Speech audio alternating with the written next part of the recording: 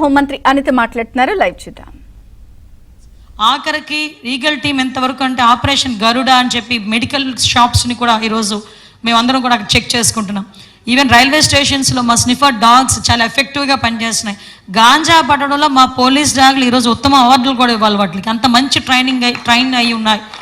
Better వేలో ఈరోజు ప్రతి ఒక్కరు కూడా సోషల్ రెస్పాన్సిబిలిటీ తీసుకుంటున్నారు.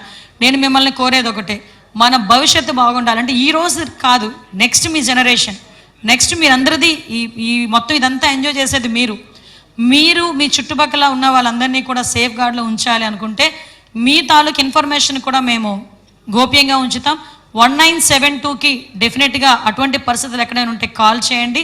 కాల్ చేసి దయచేసి మీ సమాచారాన్ని కూడా గోప్యంగా ఉంచుతాం. ఈ సమాజం రక్షణలో కానీ అదేవిధంగా డ్రగ్స్ ఫ్రీ ఆంధ్రప్రదేశ్గా మార్చడానికి మీ అందరి సహాయ సహకారాలు ఇప్పటి నుంచి కూడా మిమ్మల్ని అందరినీ కోరుకుంటున్నామని తెలియజేసుకుంటూ, ఒక మంచి అవకాశం ఇలాగే నుంచొని మాట్లాడితే గంటల తరబడి మాట్లాడతా, కానీ మిమ్మల్ని అంత విసిగించను కంగారు పడకండి.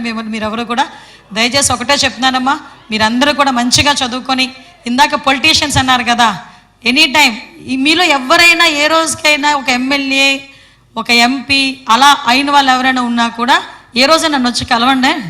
డెఫినెట్గా గుర్తుపెట్టుకొని మాత్రం కలవండి ఒకసారి, నేను హ్యాపీ ఫీల్ అవుతా.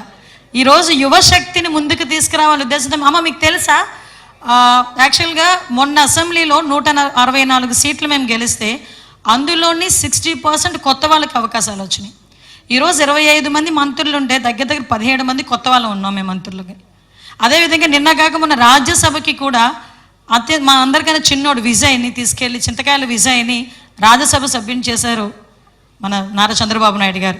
అంటే ఏంటంటే యువశక్తిని ప్రోత్సహించాలి అని చెప్పి ఈరోజు పాలిటిక్స్లో కూడా ఫర్దర్గా ప్రెసిడెంట్లు కానీ ఎంపీటీసీలు కానీ ఎవరు పోటీ చేసినా కూడా 40 సంవత్సరాలు ఆ టార్గెట్ పెట్టి 40% యువతకి ఇవ్వాలి అని చెప్పి ఆల్రెడీ కొన్ని మా పార్టీలోని కూడా కొంత డెసిషన్స్ కూడా తీసుకున్నాం. అంటే అన్ని రంగాల్లోని కూడా యువశక్తిని ముందుకు తీసుకెళ్లాలంటే అదొక రిసోర్స్, దాన్ని మనం కాపాడుకోవాల్సిన బాధ్యత ఉంది. కాబట్టి మీరందరూ కూడా ఆ విషయంలో మా అందరికీ కూడా సహాయ సహకారాలు అందిస్తారని మనస్ఫూర్తిగా కోరుకుంటూ, ఈ అవకాశం ఇచ్చిన మీ అందరికీ కూడా ప్రత్యేకంగా ధన్యవాదాలు తెలియజేసుకుంటూ, పిల్లలందరికీ కూడా నా ఆశీర్వాదాలు తెలియజేసుకొని జై హింద్.